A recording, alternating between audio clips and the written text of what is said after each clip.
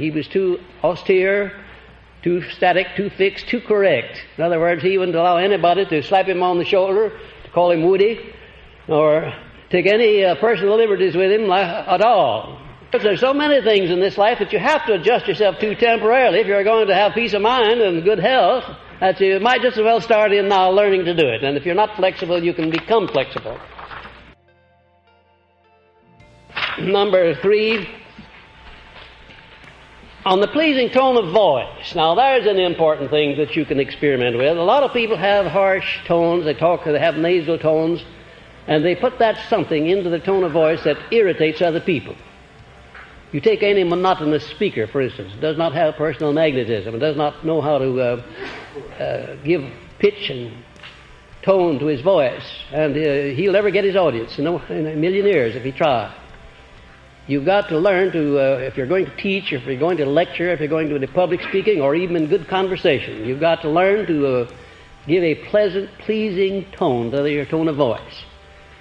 And if you can't do that now, you can do it by a little bit of practice. Oftentimes by simply lowering your voice, not talking too loudly. You can give it that something that is pleasing to the ear. I don't think that anybody can teach another person how to make his tone of voice pleasing. I think you have to do that yourself. You have to do it by experimenting. But first of all, before you do it, you have to feel pleasing. How could you use a pleasant tone of voice when you felt angry, for instance? Or when you didn't like a person that you were talking to? How could you do it? Well, you can, but it's not too effective unless you really feel inside of you the way you're expressing yourself. Well, now, all those are things, they're carefully studied techniques that you have to acquire if you're going to make yourself pleasing. And consequently, I don't know of anything that'll pay off better than to be pleasing in the eyes of other people.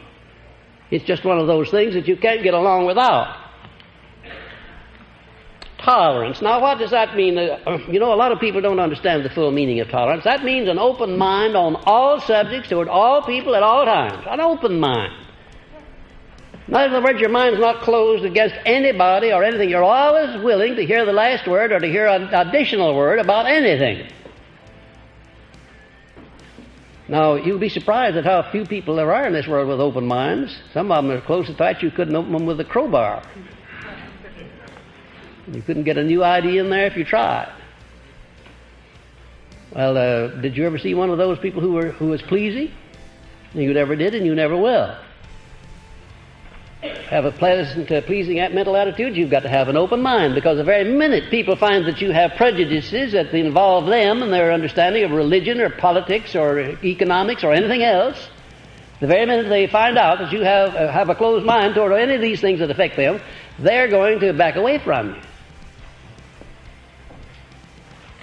Do you have any idea why it is that I can have all of the followers of all religions in my classes and get along well with all of them? Catholics and Protestants, Jews and Gentiles, all the races, all the creeds. Do you know why it is?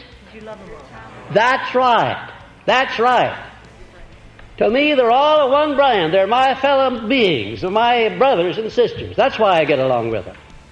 I never think of anybody in terms of what he believes politically or religiously or economically. I think of him in terms of what he's trying to do to better himself and to better somebody else. That's the terms that I think of people in, and that's why I get along so well with them. I didn't used to do that. An open mind. What a marvelous thing it is to be able to be in possession of yourself so you can keep your mind open.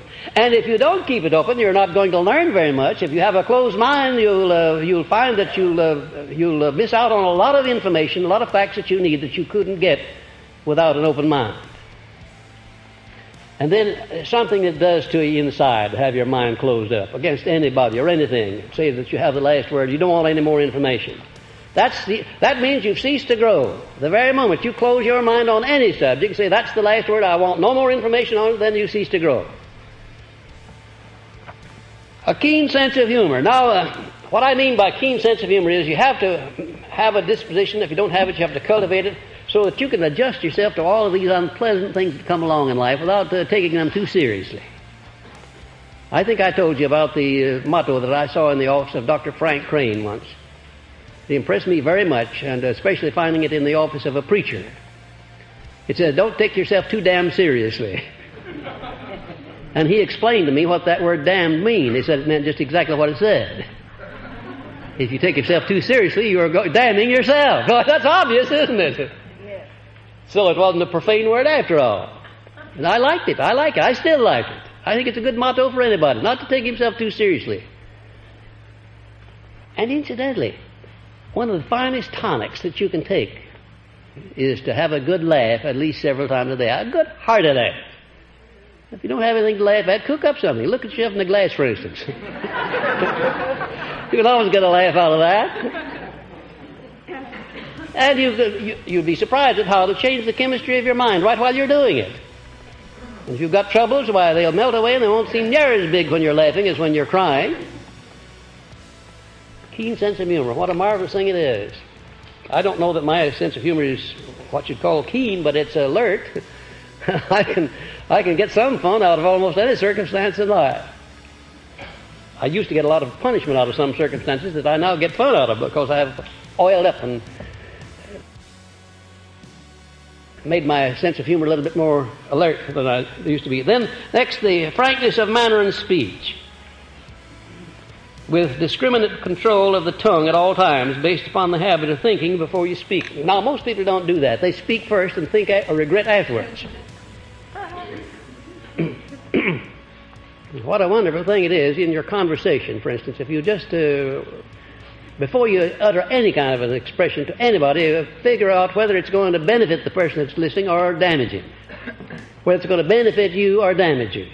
And if you just follow those two simple rules, I would say that half of the things that you say that you wish you hadn't said, you will never say them. If you do a little weighing and a little thinking before you open your mouth and start speaking. You know, there are a lot of people who sit their mouths going and go off and leave them, and they forget what they said because they weren't there. And they're always in difficulty with somebody. Frankness of manner and speech. Now, that doesn't mean that you have to tell everybody exactly what you think of him, because if you do that, you'll have no friends. But frankness, not being evasive, not engaging in double talk. Nobody likes a double talker. Nobody likes a person who's always evasive and never express an opinion about anything. And then number 7, pleasing facial expression. Now, you know, if you study your facial expression in the mirror, it's a marvelous thing to see how much more pleasing you can make your facial expression when you try than when you don't try. By smiling a little bit. It's a marvelous thing to learn to smile when you're talking to people. You'll be surprised at how much more effective what you say is when you're smiling than when you're frowning or when you're looking serious. That makes a tremendous difference on the person that's listening. I hate to talk to a person who's got a serious expression on, as if the whole world is on his shoulders. It makes me fidgety. I just wish that whatever he's saying, he'd get through with it and go on.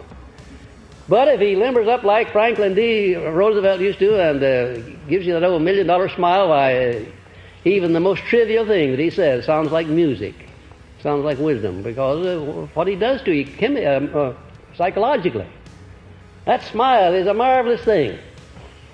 Don't grin at people when you don't mean it, because monkeys can grin.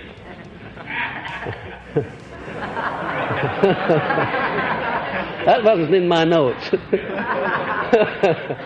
But learn to smile because you feel it. Where does a smile take place first? On your lips or face, or where? In your heart, where you feel it. That's where it takes place. You don't have to be pretty, you don't have to be handsome, but a smile